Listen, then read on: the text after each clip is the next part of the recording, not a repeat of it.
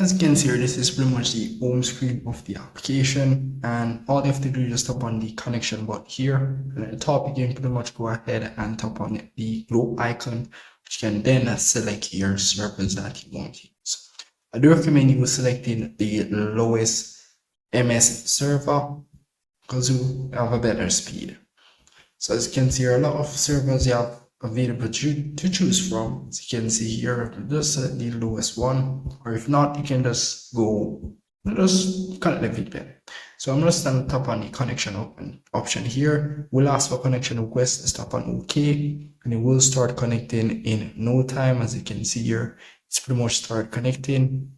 And once you're pretty much connected, you're pretty much good to go. So this is how easy this VPN application is to use. And once you're connected, you pretty much will see an ads. You can go ahead and X that off. Here you get 30 minutes of connection time.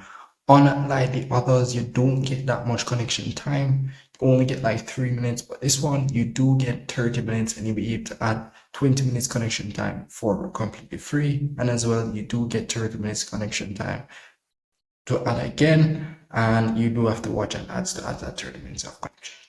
So that's really pretty much it. And if I miss anything at all, do make sure to subscribe to my channel. You know, see you in the next one.